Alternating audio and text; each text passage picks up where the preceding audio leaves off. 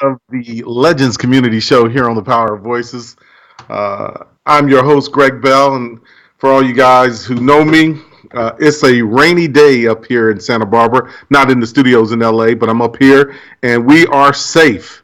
So those who are concerned about the mudslides and things of that nature, the kids are well, I am well, we're doing just perfecto. Um, a lot to talk about today. We got a whole mess of info. Of course, we'll be talking about uh, the brackets. I mean, let's face it, it's NC2A time. You're going to talk brackets. We'll talk brackets to you guys. We'll also talk about a lot of the trades. Of course, as you know, we're in that trade period now, so a lot of guys making movement. I got a great story for those NFL minded people, something that's going on in the NFL. And I have to take my hat off to Mr. Spillman over at the Vikings because he has done something that is very amazing. We'll talk about that a little later in the show. But like always, we got to throw our Wakanda happiness. It's going to be over the moon. Who didn't see that movie? Because if you haven't seen Wakanda, and of course the Black Panther is getting ready to be the most famous, the most highest grossing, you name it, it's going to do it for Marvel Comics and for superhero movies. And on top of it, it's just a phenomena. You got people dressing up, you got people doing a little bit of everything. I'm just getting a kick out of the whole thing.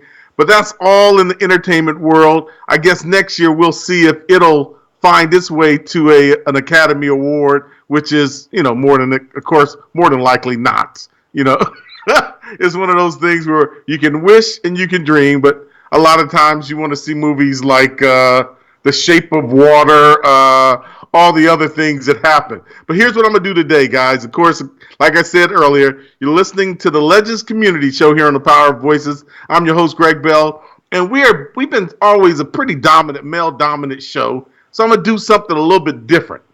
We're going to run through the Women's Tournament Challenge. Of course, it's bracket Monday, and now it's bracket Tuesday, and then, of course, the games start Tuesday night. On the men's side, the women's get cranked up and going on Thursday. But we're going to start with, of course, the number one team. And here's the funny thing. When you start talking about women's basketball in the NC2A, you really start and stop in the Northeast. Outside of UConn, can anyone name a team that has won more championships? Pat Summitt, not Pat Day, but Pat Summitt. People are going to talk about the fact that, Tennessee had a run during her era. But nobody's had one like Geno Auriemma. This guy he's getting ready. And I'm not going to give him the championship because who knows? Don Staley, Muffet McGraw, who, of course, is the NC2A Women's Coach of the Year for what she did with the Notre Dame Fighting Irish women's team. But when you look at UConn, he is getting ready to surpass the greatest. And that, of course, is Lord, I love how I can say that, Lord John Wooden. I mean, UConn is one win away, from tying a 12 national championship streak that only UCLA has done to this era. And UConn, of course, got the number one seed out of the West bracket. And they'll be playing out of Albany, the East bracket out of Albany. And they'll be up against St. Francis out of Pennsylvania.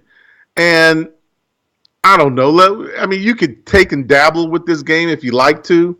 But, this is a blowout. And, a number 16 seed St. Francis isn't supposed to hold water against the number one seed in the entire conference, in the entire USA. And that being UConn. And it's almost like, why even start to worry about all the seeding? Because I tell you, if there's a way to kind of look at Vegas and say you got it going on, when you're looking at the women's bracket, Vegas has got it going on. If you look at the odds, they're odds pickers. They pick it pretty tight, and they pick it.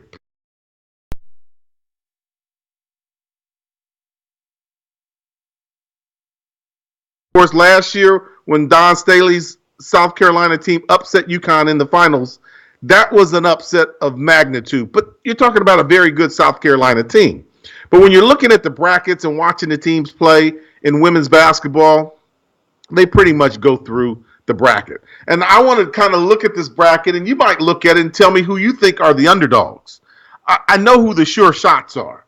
You know, you're looking at the UConns, you're looking at the Mississippi States, the South Carolinas. You're looking at UCLA has a great team this year. I throw a shout out to my buddy Alvin Miller. His daughter is coming off the bench. She's a fabulous freshman for UCLA. She'll get a chance. She'll play in 4 Final Fours probably in her career. But looking at the East out of Albany, you got St. Francis versus UConn. The only question you might have in this game here is how many points? UConn probably has an opportunity to, probably put about 40 up, 40 in the first few minutes of this game. I mean, they will win by 40 points against St. Francis. You got Quinn Pratt playing against Miami, the 9 and the 8 seed. This is a pretty good game. A very, very good game. But on this one, I'm going to go with the 8 seed, which is Miami. Miami will probably get by that game, probably by 10. On the other side, you're looking at number 5, Duke against Belmont. There's a thing where you say mid-majors versus a power 5. This is bottom favors. This isn't a game for me. Duke will win by good double digits, probably 20 points over Belmont. And, of course, Mercer, females, not as great as the men's program and don't have the upset manner that the men's program has, playing against number 4, Georgia. This is a game for Georgia to walk away with. We're going to look at the bracket in its entirety, but while I'm giving you these brackets, tell me who you think are the upsets. I'm going to pick a few big upsets, but here's the thing about women's basketball. Like I said, when you're looking at the brackets, their top 64 generally flows as the brackets go. You got number 6 USF, University of San Francisco, versus number 11 Buffalo. And now when I say number 11, of course, we're talking about their seeding on the East Conference. Buffalo's got a good team, played well this season, but still not to the level of USF. USF gets an easy win over Buffalo. Florida State will put something on Little Rock. It's almost kind of funny. You hear these names and you think you're listening to the men programs. They're not too far off. You're going to hear a couple names that you haven't heard before. But looking at the women's bracket, they're pretty solid. The top 20 has stayed in that order pretty much the entire year. You saw Notre Dame's girls fall from the number 2 spot down to as low as number 7. But they're a number 2-3 team all year long. They have their ups and downs. Very few teams are like Gino's team that are going to go undefeated. And they've done it so many times, we're more shocked when they don't go undefeated. You got Cal, the number 7th ranked team on the East, playing against UVA. This could be a toss-up. There's a lot of excitement going on back in UVA right now with their Mans being the number 1 ranked team in the country, and that can rub off. Don't think it doesn't. Those girls want to play, and they want to have a purpose just as much as the men do. So don't see this team going out. I'm not picking an upset, but I am talking about a close game versus Cal at the number 7 position. And then, of course, you got Don Staley's South Carolina, which is the number 2 team in the East. That I don't really understand. They're number 4 in the nation right now. Why you got the top 4 teams and 2 of them are playing in the same divisions? UConn shouldn't get a team like South Carolina during the semifinal regionals. To see who's going to the Final Four from the Eastern region. That just didn't make a lot of sense to me. But when we get to the men's side, none of it made sense to me. But you got UConn playing against North Carolina A&T. That's a 30-point win for Don Staley's team. Over in Kansas City, the Midwest, the number 1 ranked Mississippi State girls team, they're right behind UConn, so they get their number 1 seed for the Midwest. They'll open the season, the playoffs, or the round robin rounds against number 16 Nichols. Here again, this is the women's basketball bracket. Their first round generally goes as their seeding goes. Vegas has them seeded this way, just as the NC2A. This isn't the men's. So let's not expect those kind of upset wins. But the next one, you could go 1 or 2. I'm picking an upset here. I look at the number 8 Syracuse game against the number 9 Oklahoma State, as a toss-up, a flip of the coin. So if you're an Oklahoma fan, this might be the chance to pull the big one. I find that Oklahoma State will probably go in this game and get a big upset over Syracuse. So much going on with Syracuse right now, as well as UConn, but Syracuse women, I don't think they have the firepower for the Oklahoma State girls. I see Oklahoma State getting a big win here. Number 5, Maryland will be playing against Princeton. Now, we want to talk very highly about the Ivy Leagues because these are special kids. But in terms of beating Maryland, no chance for Princeton. They came out of the Ivy League, and this will pretty much be as far as the Ivy League will go, as Maryland will probably get a 20-point win over Princeton. You got another good ACC team in North Carolina State playing against Elon. And Elon it's one of those schools that can shock you. They get players, but at the 13th seed, no match for the number 4 seed, North Carolina State. Same goes for Creighton. Number 11 seed going up against the number 6 Iowa, the Big Ten. And they weren't the Big Ten champs, but had a good showing in the Big Ten playoffs during the conference championships. I see Iowa putting it on Creighton. And, of course, I mentioned earlier UCLA being in the Midwest. They'll be playing against American. And for American, this is one of those times. It's great that you showed up, but no match for this UCLA Bruins. They're hosting about 4 or 5 high school 5-star players. Arizona State and Nebraska could be a matchup here. This one I also had as a toss-up. Both of them are mid-level pack teams in their own conferences. They finished right in the middle of the road. Look for Nebraska to come out and play very strong against Arizona State, but I see the Sun Devil women putting it on Nebraska. Same goes for the number 2 Texas Longhorns playing against the number 15 Maine program. Maine, great that you showed up, but one game and you're one and done. Looking down, of course, going over to the West Conference, you got the Fighting Irish of Notre Dame, Muffet McGraw, as I mentioned earlier, NC2A Women's Coach of the Year, playing against Cal State Northridge. Northridge did well in their conference. That's why they're there. They're repping it strong as they can. But this will be a one and done for Northridge, just as it will be for South Dakota State, who'll be taking on number 9 Villanova as well. You got DePaul playing against Oklahoma. This one, to me, was going to be the shocker.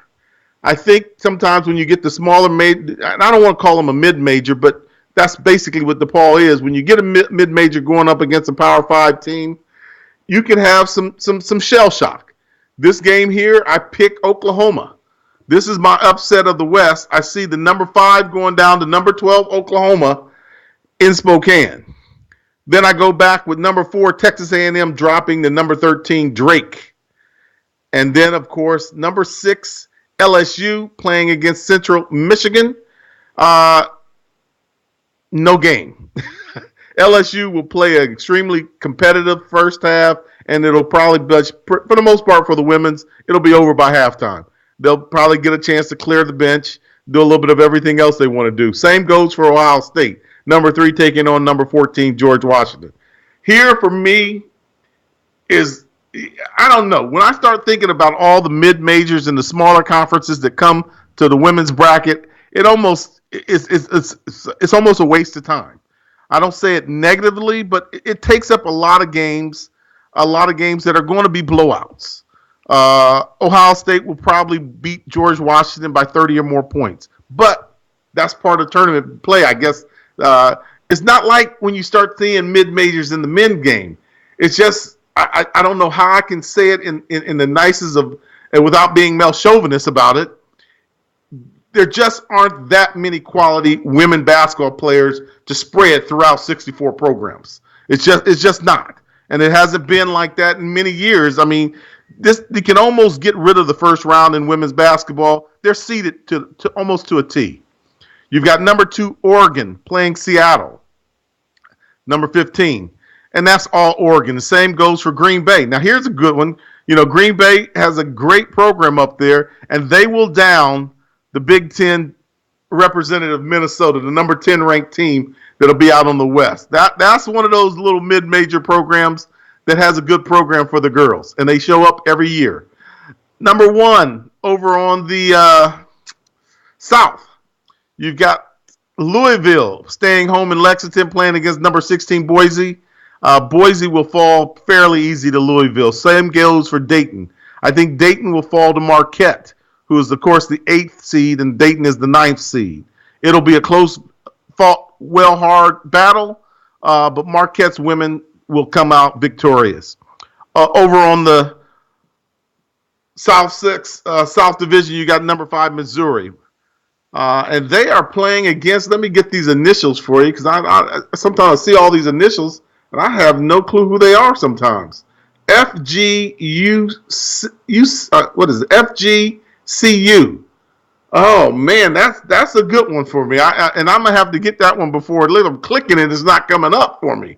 I'll have to figure out who that is before we get out of here today, because I have to know. And I should have grabbed that one before we started, but it just blew my mind. Some of these, this is a prime example of a university that I can't really tell you who they are and how they got into the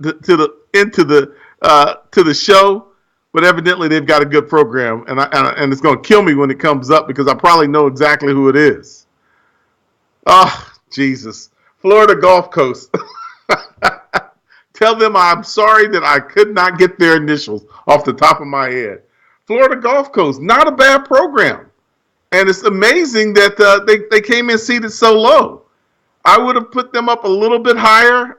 They had a couple good wins this year. It's going to be interesting. Going to be very, very interesting to see how well they play against Missouri. I actually picked them. I picked them to win. I saw them earlier this season. I think they've got a strong team, play well, coach well, and I got them actually picked to beat Missouri.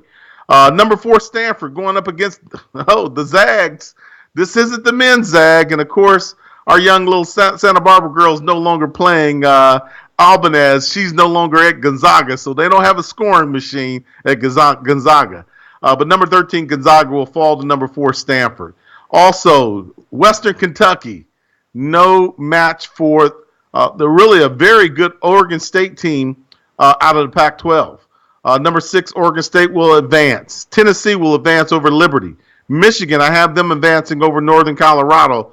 And even though the SWAC is back, I have the number 15 Grambling Tigers falling to the number 2 Baylor. And guys, this is a Baylor team that to me is destined for Final Four opportunities. As I wrap around and talk about the second round on the women's side of it, I've got this Baylor team advancing. Not only advancing to the Sweet 16, but I've got this Baylor team going in and playing for one of the Sweet Final Four positions. I like this Baylor team. If there's a team that I think has upset capabilities, it is this Baylor team. Watch them. They are right now ranked, I want to say, 3rd in the country. They have the ability to beat Notre Dame. They have the ability to beat South Carolina. I don't know if they're capable of beating UConn, but that can be found out if they make it to the finals of the Final Four. Let's start with Baylor, since we talked about, since I've been talking about them, and I've got them going up my poll. Baylor second round. I see Baylor playing Michigan in the second round and getting a very strong win over Michigan. In the second round, I see Oregon State playing against Tennessee. I don't know how your brackets might flow. You know, ESPN's got hundreds of brackets flying off the chart right about now. But Tennessee, Oregon State, I've got Tennessee getting the win. I'm sticking with the Bracketeers on this one. That one is really one of those flip-up games that you can flip a coin, and I think more than likely it could go 50-50. But in my bracket rate, as I show it right now, I show Oregon State falling to Tennessee. I show Stanford moving on. Even though Florida Gulf Coast got a big win against Missouri, I see them going down hard against Stanford. A lot of that's going to be size. Also, of course, we got the number 1 seed in the South, Louisville. I see Louisville advancing over Marquette. That'll be a good game, but in the South, you know, Louisville is the strongest team until they get to that next round. Also in the second round, we talked about Texas getting by Maine. I showed Texas also getting by Arizona State. Arizona State, of course, gets their win over Nebraska, but they'll fall in the second round to Texas. I see UCLA advancing, being able to beat the number 6 rated Iowa. Number 3, UCLA will advance from the second round. Here's where it gets kind of sketchy for me. Of course, we both had North Carolina State advancing as well as Maryland, the 4 and the 5. But here I see the number 5 Terps downing North Carolina State. The Wolfpack, solid year this year, but it's been back and forth. Of course, Maryland used to be an ACC, moved to the Big 10 as they call it, the Big 12 as I call it, or Big 4. But Maryland, of course, in the Big 10, they represent the Big 10 strong in knocking off North Carolina State in the second round. And, of course, Mississippi State continues to roll. Mississippi State is the strongest out of that Midwest Conference, and they will advance. They will advance until, of course, they get to the finals. Mississippi State, good program, strong year. I look for good things in the playoffs, but in the end, like I said, it's going to be hard to put anybody over UConn. I see UConn advancing over Miami in the second round, 1 against 8. And I see number 5. Here's an upset. They'll be upsetting Georgia. I feel real strongly about that game in the second round. Georgia will fall to Duke's girls. Here's a big shocker for some people. No one had UCF going too much further than where they are, but I actually have USF picked to beat Florida State. It really doesn't matter as much, but I see USFF beating Florida State in the second round as I show South Carolina downing Cal. Over in the West, over in Spokane, I still show Notre Dame beating Villanova. Moving on, Texas A&M downing Oklahoma. Moving on, LSU falling to Ohio State and Green Bay falling to Oregon.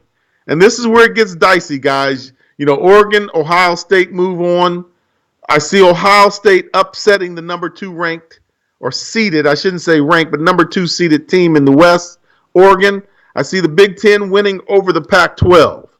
I also have Notre Dame, the ACC runner-ups, beating Texas A&M. Of course, there Notre Dame being the number 1 seed out of the West. Up in the East, I have South Carolina advancing. USF made a proud representation, but when you get up to the big boys, that's when coaching makes a difference. Don Staley, the reigning national champs, putting a sizable win over USF. And, of course, I've got UConn over Duke. I've got Mississippi State over Maryland in their third round, or the Sweet 16. And I also have UCLA putting an upset over the number 2 Texans. You can call that a homer move if you like, but, I think this UCLA girls Bruins team could, if they play together, they've got about 5 five-star high school All-Americans on this team, and it's a good size. I hate to say it, but the women's game is getting to be just as tall as the men's game. I think the shortest girl on that UCLA team is about my height, 5'11". They've got some big players, and they can handle the ball. They can shoot the ball.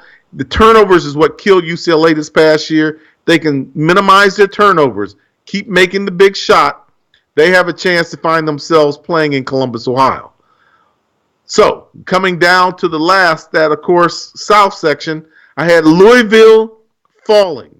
That's the only number 1 seed team I show at this point that might not advance out of their conference.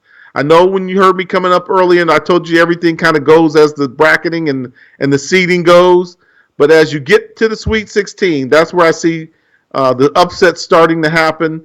This one, of course, being a big upset, the number 1 seed being upset by the number 4 Stanford Cardinals. And, the Cardinals, I should say, being upset by Stanford. Also, Tennessee falls to Baylor in the Sweet 16. So, from there, you can pick them any way you want, but I pick them pretty much towards the rankings and towards their seeding. As I told you earlier in the show, Baylor women's program has had a masterful year this year. I see Baylor advancing to the Final Four. I also see the Fighting Irish, Muffet McGraw, Gino Arianum, They have been consistent coaches, as well as Dawn Staley since she took over 3 years ago. Her South Carolina team finds their way to the Final Four. Unfortunately for Dawn Staley, they're in the same bracket as UConn. I see UConn upsetting, or I shouldn't say upsetting, but beating the number 2 seed, hands down, but close game. And here's where I pick my one really, really big upset. I see also the UCLA Bruins advancing out of the South, out of Kansas City. They beating Mississippi State. And so my 4 teams that I'm showing going to Columbus, Ohio, and playing, of course, are Notre Dame versus UConn and UCLA versus Baylor. You got 2 number 1 seeds facing off, and you got a number 2 and a number 3. I love my Fighting Irish. I think Muffet McGraw is one hell of a coach. He's been at Notre Dame for probably a second to none. The only person with a better winning percentage in her over her last 15 years, of course, is Gino. I see the Notre Dame Fighting Irish being beat by UConn. I would love to pick them to beat UConn, but it's just not going to happen, especially this year. This team, he just continues to reload. I don't know if I can see a program more. It almost resembles the UCLA Bruins of John Wooden era. They just continue to reload, and they don't always reload with 5-star kids. He takes a 3 and a 2-star and 4-star kid, and he makes them play at a 5-star level. This guy is a great female basketball coach. That's all I can tell you. A lot of this has got to be coaching. Yes, he gets great talent, but to get great talent to play together can sometimes be one of the hardest things in the world to do. And Gino seems to do it every year in and out. On the other side of the coin, Baylor, you had a great season, you had a great run, but this is the homer move, I will tell y'all. Being from Southern California, I want to see UCLA move on. The men, they get started in their elimination games out of the 68 bracket. I hope the UCLA Bruin men's play a good, strong game and move on into the tournament. They have a chance of upsetting some people. But UCLA upsets the Bruins, I see right now, in the final, making it to the final round. And, of course, going in and picking the final round, I'm showing UConn with a major, major win. This is not a close battle. I have UConn 95-78. I know it doesn't sound like the best of best picks, but it is what I have, and I think that's really what's going to happen. I don't think anybody's going to play UConn tough this year. I just think they have a great program. And no matter how much you come after them, you challenge them, it just doesn't make a difference. This women's basketball program at UConn is hands down the best program in the country right now. And going through the bracket, they're probably the only team in the entire bracket that most people have pretty much 100% surety that they will continue to advance. Notre Dame can be upset. South Carolina can be upset. We saw Notre Dame girls didn't even make it to the finals of the ACC this year. It happens. If they don't play their best games, anybody can beat them. But it's almost shocking that when you watch the UConn women's team, when they don't play their best game, they still win. So I see Gino putting a 12th title, a 12th in a row title. You remember now what I said. I mean, he's got a string that's amazing. His conference championships are amazing. And, of course, the number of championships that he's going to hang on the banners at UConn will second only to John Wooden. But at his rate, he's going to coach longer than John Wooden and might hang more banners than John Wooden hung at UCLA. Of course, you're listening to the Legends Community Show here on the Power of Voices. We're talking bracketeer. So much is talking about the, of course, 68 round in men's and, of course, the 64 round in women's. We just wrapped up the women's talking about who will walk away with the championship. I want to run down and look at the men's championship. Probably won't go as in depth.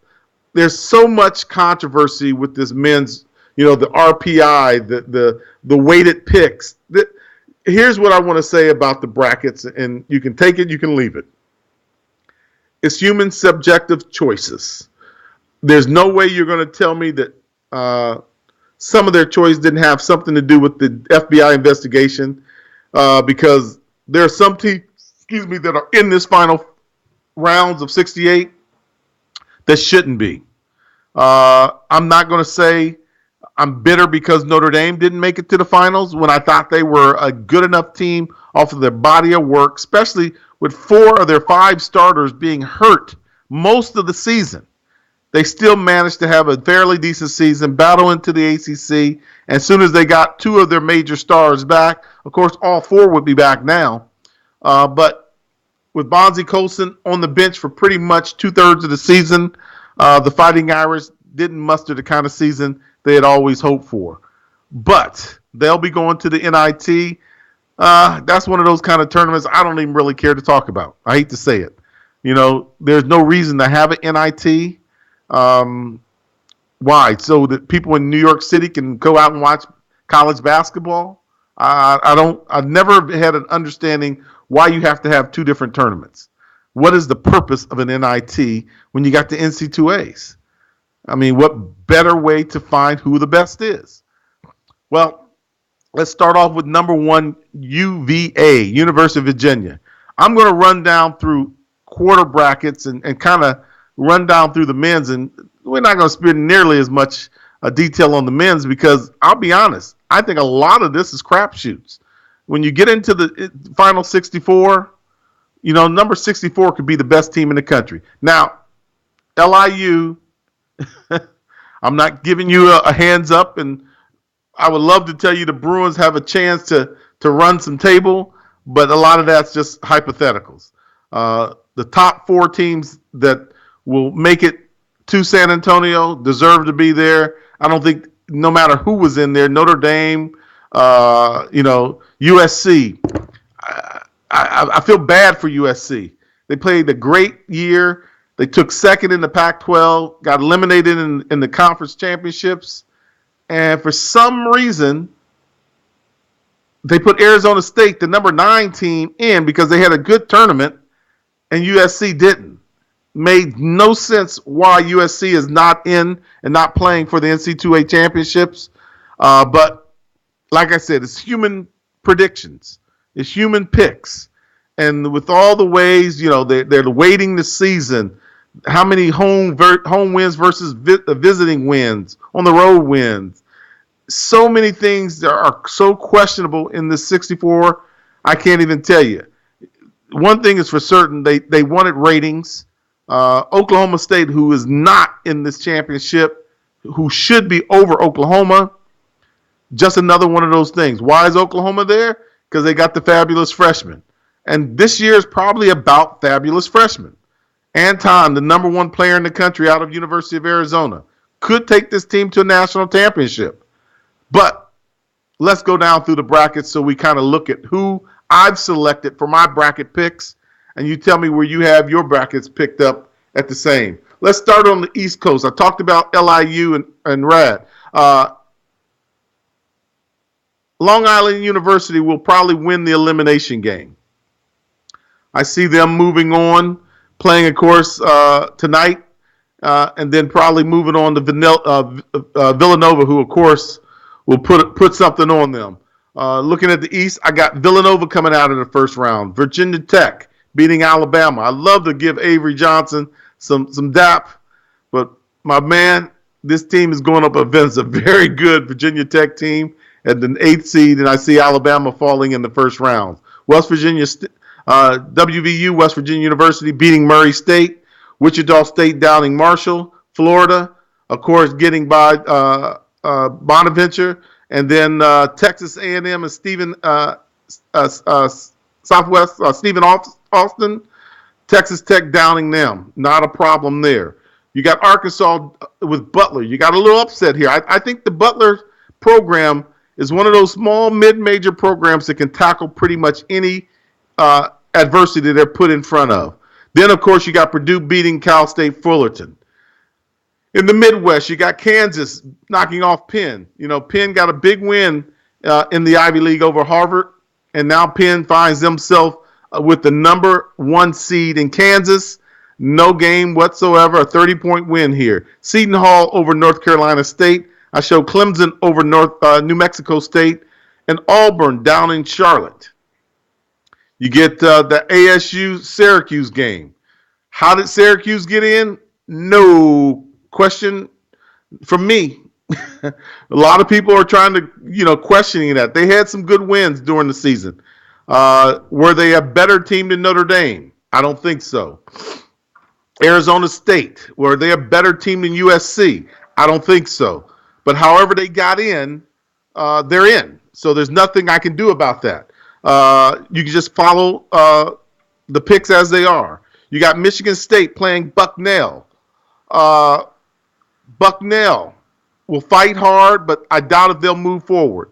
You got URI, Rhode Island against Oklahoma. Now, I think Oklahoma is in one of those positions where they could actually do some damage. Trae Young, this kid has been sensational all year. He's got a hand, he's got a shot, like Stephen Curry. He's got that kind of range. But Oklahoma hasn't won a game this year. And I'm not sure they're going to do much else outside of that. We got to go a little further here. You got Duke, of course, playing against Iona. Iona falling fairly quickly. No match for this Duke team. Duke will go pretty deep in the 64 rounds. Then, of course, over on the west side, you got Xavier playing against the winner of NCC TS, which I show Xavier moving on regardless who the number 16 team is. Missouri will beat Florida State and move on. Ohio State will beat South Dakota State and they will move on. Gonzaga will get a big win over University of North Carolina, Greensville. Then you've got Houston and San Diego State. And I can only say here, the Aztecs will put up a good fight, but I think Houston, the number 6 seed, will move on. Michigan's a team that I was surprised to, they're the Big Ten champs, but they are a very well-coached team. Michigan will down Montana. Texas A&M will beat Providence. UNC will beat Lipscomb. Moving up to the east, or to the south, I should say. We talked about UVA. They will move on. Creighton will fall to number 9 seed Kansas State. There's something about that Creighton team I don't like. Their defense just doesn't show the kind of strength I want to see down the road. They don't have the big force in the center position or in the forward positions. Good guard play, but Kansas State will prevail. I show Kentucky beating Davidson. Arizona, I'm going to tell you guys, this Arizona team, people are going to pick them, and they're worthy of being picked. They've got a cause. So much going on with that FBI investigation. They are a team with truly the best player in college basketball right now, and Anton. And whether his family took the $100,000 or not, they are playing with a lot of guts. Sean Miller, their coach, is playing with a lot of enthusiasm. I see something good coming out of that program this year. They'll hang the banner possibly, and if they don't like it, they can take it down later, right? You got Miami. This is the upset pick for me, and that's that Loyola Chicago team. If you haven't had a chance to watch Loyola this year, take time to watch them when they play this week. They will beat Miami. Tennessee will beat Wright State, and Nevada will get a win over Texas, with Cincinnati, of course, beating Georgia State. Moving over to the second round, I've got UVA down in Kansas State, and Kentucky falling, believe it or not, falling to Arizona. And, I tell you what, when Arizona and Virginia meet in that Sweet 16, it's going to be scary. I got Chicago being the Cinderella program this year as Loyola Chicago moves on and beats Tennessee, and Nevada falls to Cincinnati. Back to the east, Villanova downs Virginia Tech. West Virginia, I got them beating Wichita State, which some might see that as an upset, but West Virginia has played some great basketball this entire year. They have represented their conference as well as any team in the country. So I see West Virginia playing extremely well. I've got Florida falling to Texas Tech. And that's not as amazing as most people might think. People saw Florida being a great team earlier in the season, but they kind of sputtered down the end. I got Purdue, of course, beating Butler. And over in the Midwest, I got Kansas downing Seton Hall, Clemson beating Auburn.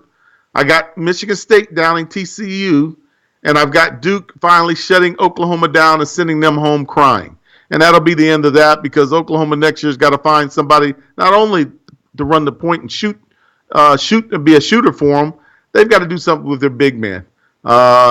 They didn't close out plays. You know, as much as Trae Young shot well, he distributed the ball well for Oklahoma.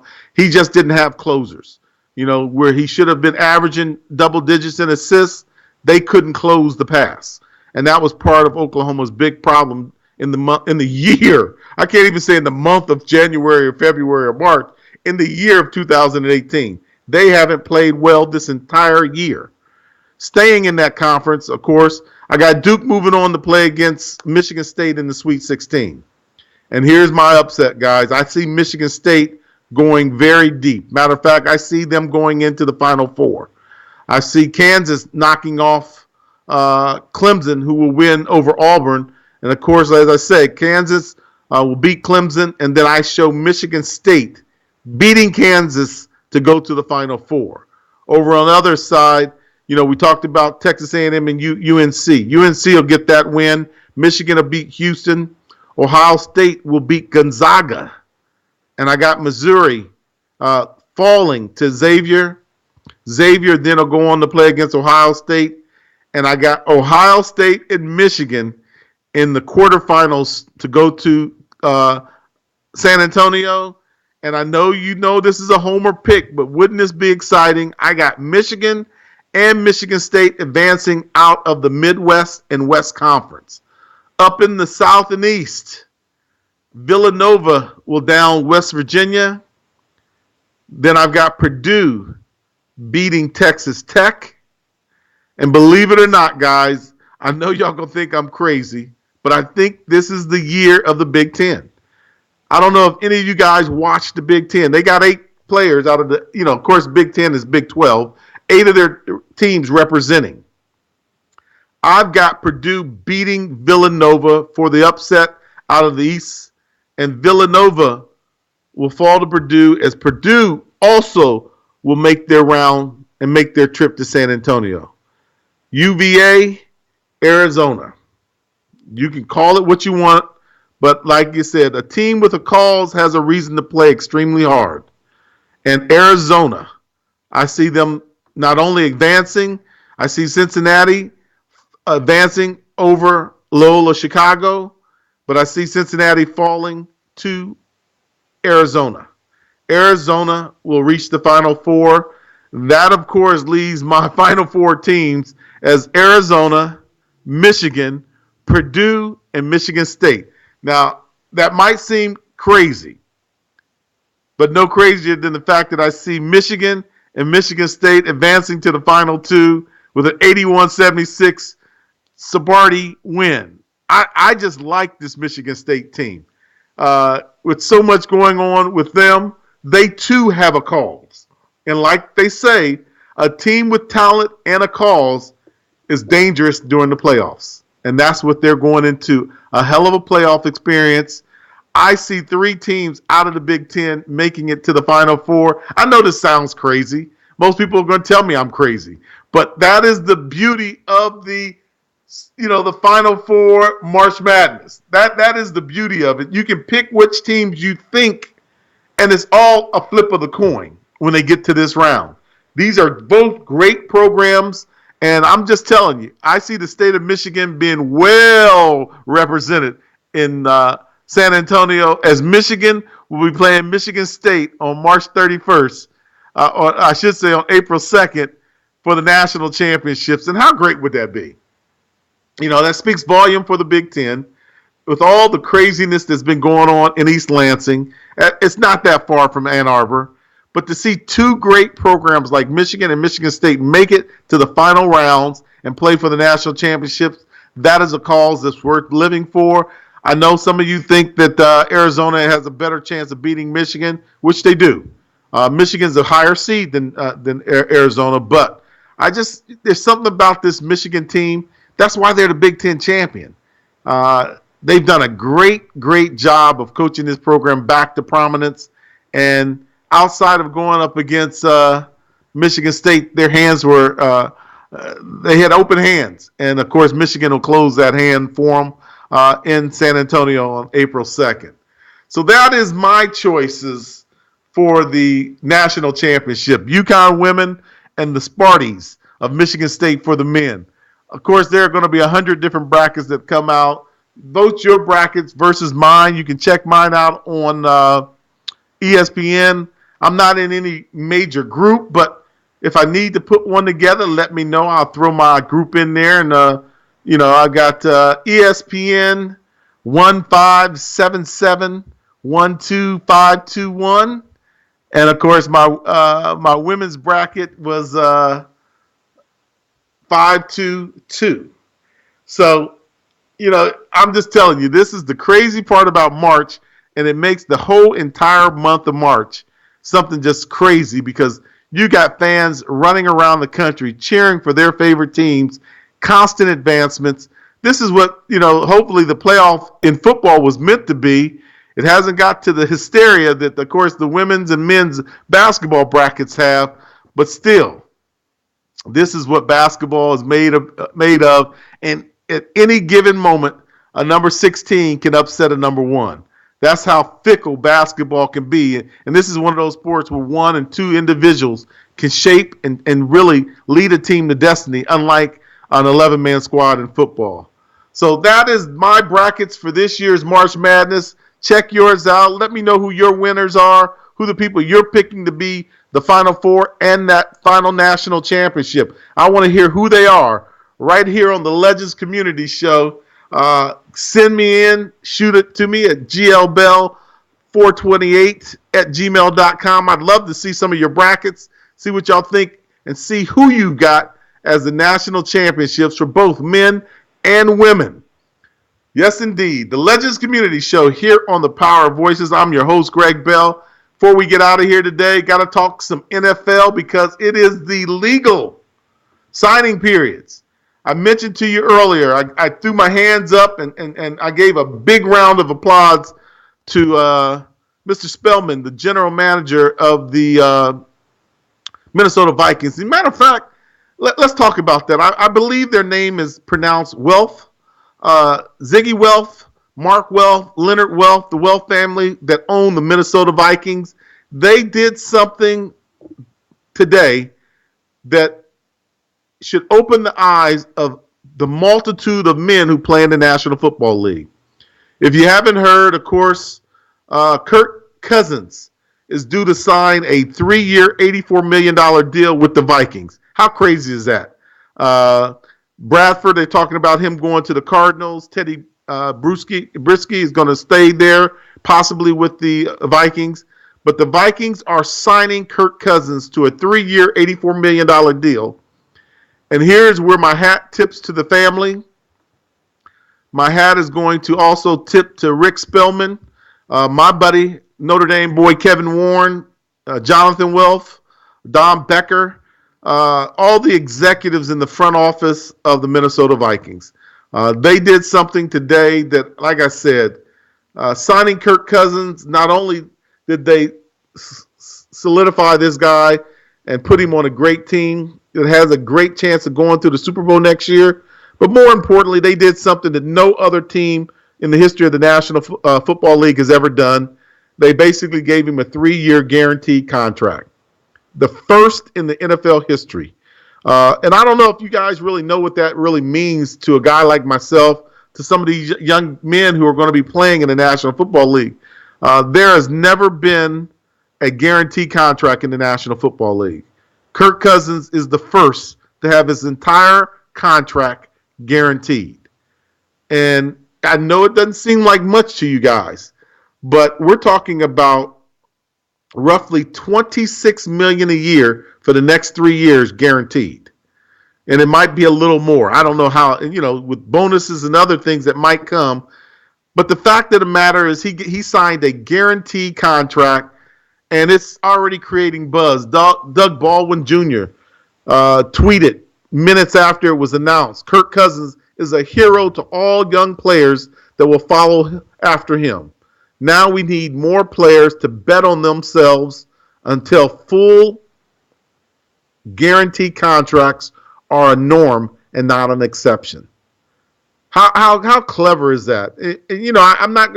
I don't know who Mike McCarthy is, his agent, but between the ball clubs and his agent, they did something that everyone has been looking forward to for now some 53 years in the National Football League, to the point where one player has a guaranteed contract.